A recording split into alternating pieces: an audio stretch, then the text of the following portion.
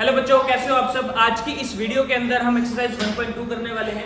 Class 10th chapter 1 real numbers. Exercise 1.1 की जो video है वो ऑलरेडी चैनल के ऊपर आ चुकी है, यहाँ कहीं आपको दिखाई दे रही होगी। अगर आपने वो वीडियो अभी तक नहीं देखी तो make sure go check it out, उसको देख के ही आप इस वीडियो को देखना।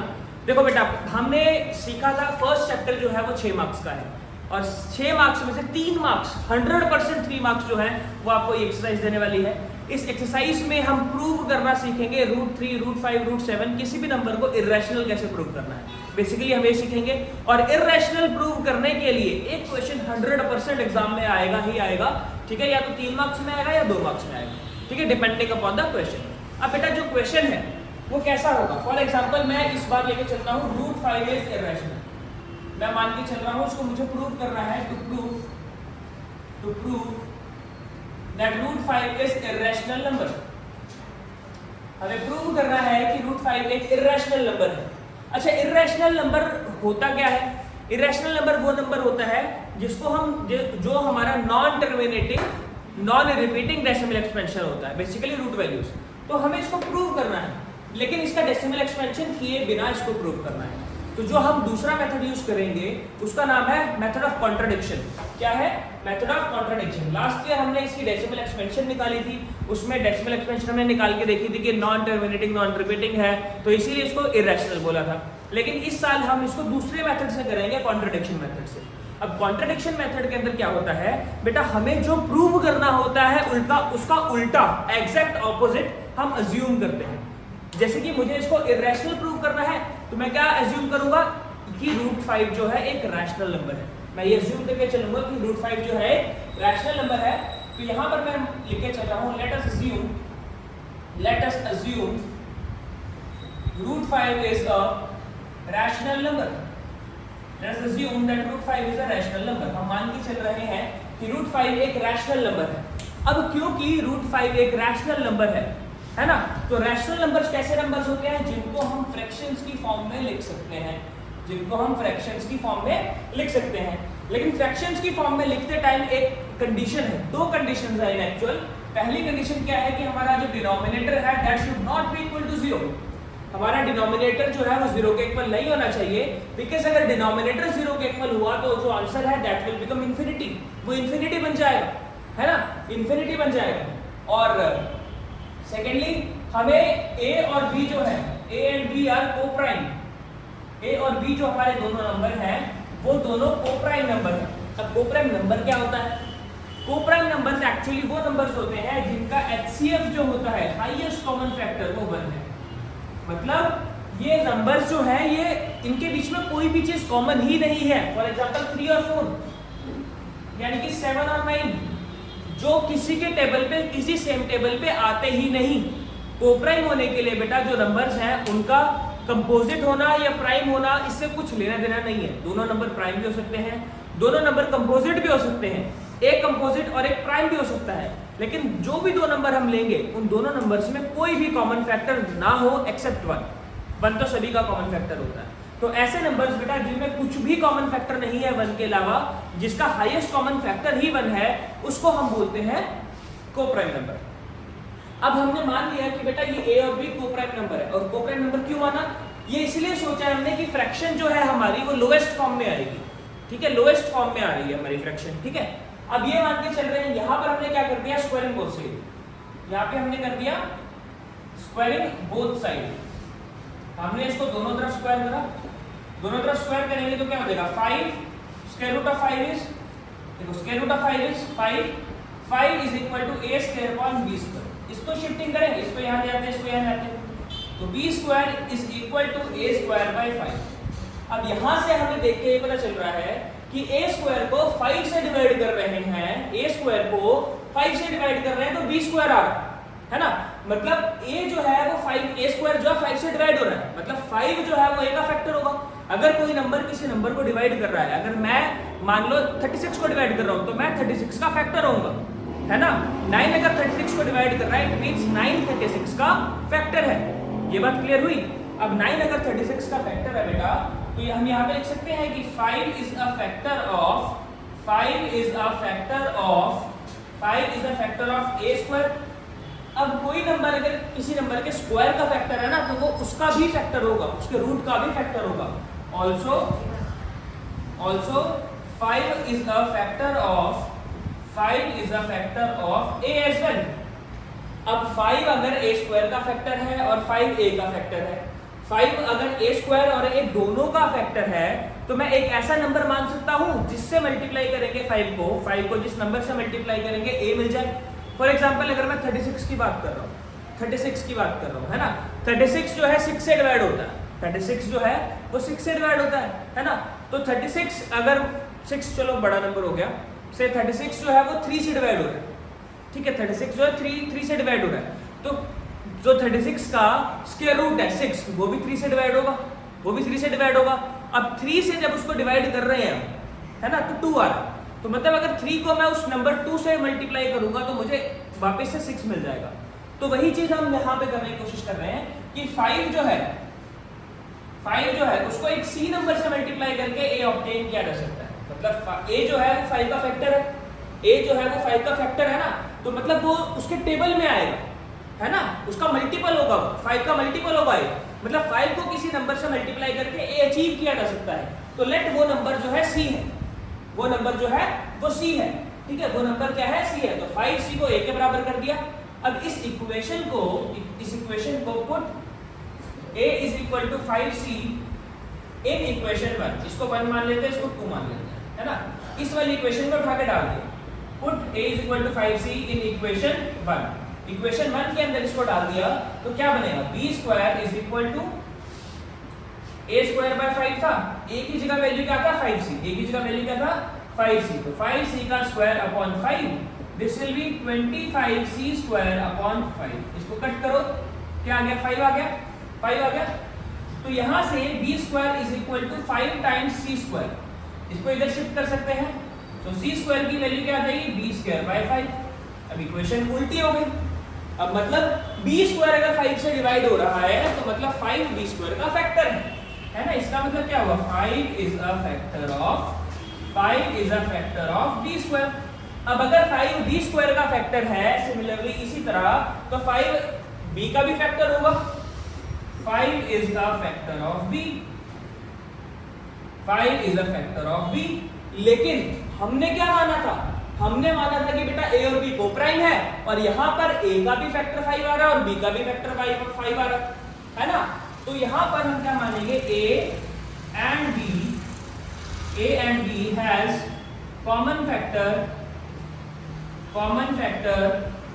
5, है ना, कॉमन फैक्टर 5। तो यहाँ लिखेंगे hence a and b are not coprime, मतलब a और b जो है वो कोप्राइम नहीं रहे, a और b कोप्राइम नहीं रहे क्योंकि उसका HCF तो बनाया ही नहीं। 5 कॉमन फैक्टर आ गया। 5 कॉमन फैक्टर आने का मतलब क्या है, 5 कॉमन फैक्टर आने का मतलब ये है कि बेटा वो कोप्राइम नहीं रहे, है ना। कोप्राइम नहीं है तो हमारी सपोजिशन गलत थी, आवर assumption was wrong, हमारी जो assumption थी वो गलत हो गई। और हमारी assumption क्या थी कि √5 जो है वो क्या होगा, इरेशनल था, रैशनल हमने माना था, तो 10 √5 इज इरेशनल, √5 इज इरेशनल। हमारी जो सोच थी √5 इरेशनल है वो गलत हो गई। अब वो रैशनल नहीं है तो क्या होगा, इरेशनल होगा, क्योंकि रियल नंबर तो 2 तरह के होते हैं, या तो रैशनल या इरेशनल, है ना। तो देखो बेटा ये हमारा क्वेश्चन है, ऐसे सेम इसी पैटर्न पे करने पे आपको 3 मार्क्स पूरे मिलेंगे। ये एक वर्ड आपको ठीक से लिखना है। सेम √3 के लिए भी इसी तरीके से रिपीट होगा, आपको 5 की जगह √3 कर देना है, दैट इज इट। तो इस क्वेश्चन को आपने √3 के लिए, √2 के लिए, √7 के लिए, √6 के लिए, सभी के लिए एक बार एटलीस्ट सॉल्व करना है। मैं लिख देता हूं होमवर्क के लिए आप लोगों को √2, √3, √7, √6 इन 4 के लिए कर लो, दैट इज सफिशिएंट, ठीक है। √5 तो आपने कर ही लिया, इन चारों पार्ट्स के लिए कर लो, दैट इज सफिशिएंट इस क्वेश्चन पे आपका हाथ बिठाने के लिए। Meanwhile note the video, pause the video to note it down. Okay, let's move on to our question number 2। बेटा इस तरह का क्वेश्चन जब आपको एग्जाम में देखने को मिलेगा तो ये क्वेश्चन आपको 2 मार्क्स में आएगा, ठीक है। इस क्वेश्चन में आपको प्रूव करने में ज्यादा डिफिकल्टी नहीं होगी, सिर्फ आपको ट्रांसपोजिशन ही करनी है, सिर्फ आप लोगों को शिफ्टिंग करनी है। जब भी ऐसा क्वेश्चन दिखाई दे, देखो एक क्वेश्चन वो पिछले वाला कैसे था, उसमें सिर्फ √5 था या √3 था या √2 था, अकेला वो था, है ना। लेकिन यहाँ पे जब भी आपको प्लस माइनस मल्टीप्लाई डिवाइड में मिल जाए तो आपको सिर्फ शिफ्टिंग करनी है। आपको क्या करना है, आप लोगों को सिर्फ शिफ्टिंग करनी है बेटा, ठीक है, सिर्फ शिफ्टिंग करनी है आप लोगों को, और शिफ्टिंग करने से आपका आंसर आता है। तो स्टार्टिंग में सेम हम उसी तरीके से करेंगे। Let us assume that 3 + 2√5 is a rational number. हम स्टार्टिंग में मान के चल रहे हैं कि ये एक रैशनल नंबर है। अब क्योंकि ये एक रैशनल नंबर है तो इसको हम फ्रैक्शंस की फॉर्म में लिख सकते हैं, इसको हम फ्रैक्शंस की फॉर्म में लिख सकते हैं। हम इसको फ्रैक्शन की फॉर्म में लिख रहे हैं, a/b की फॉर्म में लिख लिया इसको हमने, ठीक है। अब यहाँ पे a/b की कंडीशन क्या होगी, वेयर डिनोमिनेटर यानी कि b should not be equal to 0 and a and b are coprime, a and b are coprime numbers. a और b जो है कोप्राइम नंबर है। जो कंडीशन पिछली वाली थी वही सेम कंडीशन हमने इसमें डाली। अब आप लोगों को सिर्फ शिफ्टिंग करनी है। यहाँ पर रूट वाली टर्म्स को सिर्फ एक तरफ छोड़ना है और बिना रूट वाली टर्म को धीरे धीरे राइट हैंड साइड पे शिफ्ट करना है। यहाँ पर हम क्या करेंगे, 2√5 लेफ्ट हैंड साइड पे वैसे का वैसा रह गया, 3 को उधर शिफ्ट किया तो उधर जाके -3 हो गया। अब हम ले रहे हैं LCM, we are taking LCM here.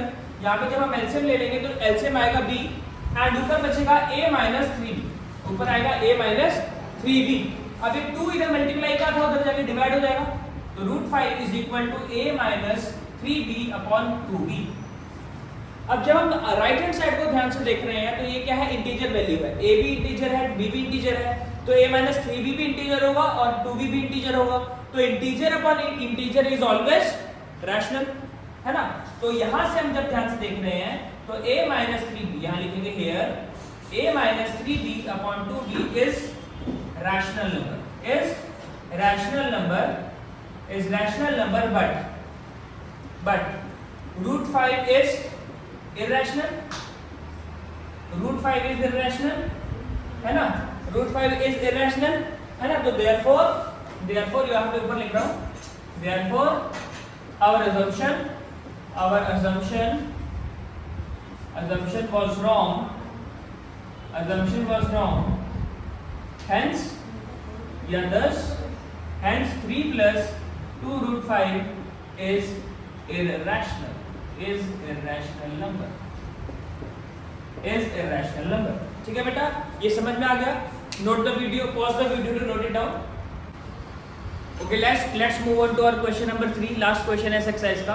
और बेटा इसके तीनों पार्ट मैंने यहाँ पे लिख लिए हैं, ठीक है। तीनों पार्ट्स में इसलिए करवा रहा हूँ क्योंकि बच्चों को थोड़ा डाउट आ जाता है इसके अंदर, है ना, कैसे करना है। तो फर्स्ट पार्ट करते हैं बेटा। फर्स्ट पार्ट 1/√2 को हमें इरेशनल प्रूफ करना है, हमें प्रूफ करना है show that 1/√2 is irrational number. हमें प्रूफ करना है कि ये इरेशनल नंबर है।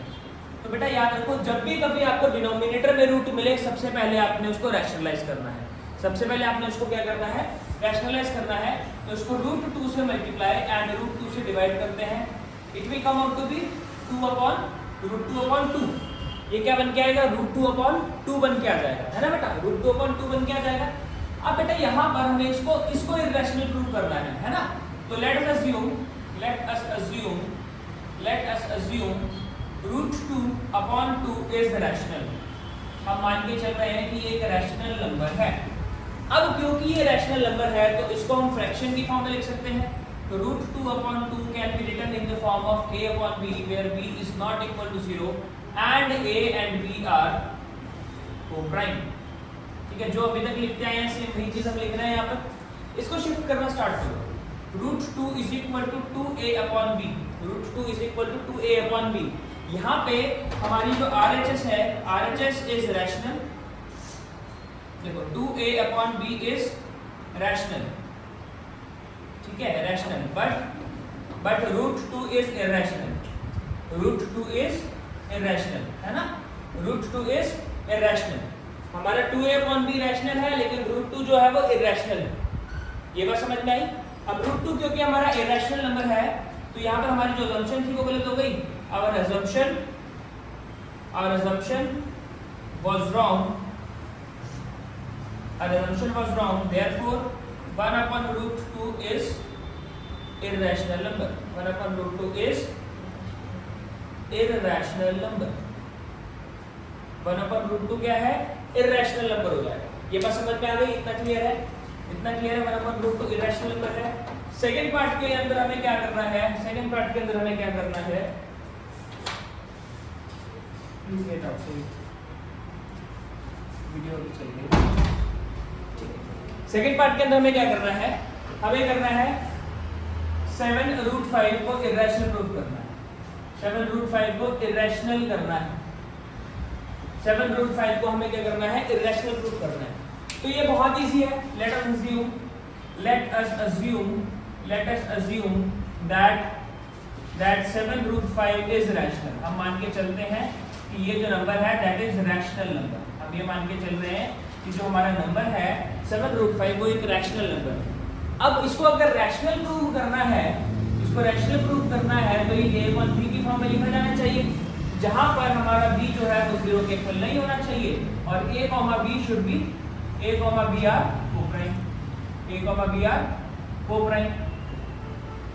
को-प्राइम नंबर्स, है ना? ये दोनों बातें होनी चाहिए। यहाँ पे सिंपल हम ट्रांसपोजिशन कर लेंगे। √5 इज इक्वल टू a/7b। ये 7 सिर्फ उठ के इसके नीचे गया है। अब इसको फिर से देख लो, हमारी जो RHS है a/7b is rational but √5 is irrational. √5 जो है वो क्या है? इरेशनल है ना? therefore our assumption was wrong। assumption was wrong। हमारी जो assumption थी वो गलत हो गई। hence या thus कुछ भी लिखो, hence 7√5 is irrational। ठीक है? जो लास्ट पार्ट है बेटा क्या है? 6+√2। ये भी बिल्कुल इसी तरीके से होगा। 6+√2 को आप रैशनल अज्यूम कीजिए, उसको a/b के इक्वल कीजिए, जहां पे a और b जो है वो को-प्राइम होंगे और b जो है 0 के इक्वल नहीं होगा। फिर 6 को उस तरफ शिफ्ट करेंगे तो a/b -6 हो जाएगा, है ना? तो वहां पे एलसीएम लेके आप सॉल्व करेंगे। जो सेकंड क्वेश्चन किया था बिल्कुल सेम उसी तरीके से होगा, उसको आप खुद कीजिए। और आज की वीडियो के अंदर सिर्फ इतना ही करने वाले हैं हम। और thank you so much video देखने के लिए। बाकी मेरे को कमेंट में जरूर बताना वीडियो आपको कैसे लगी।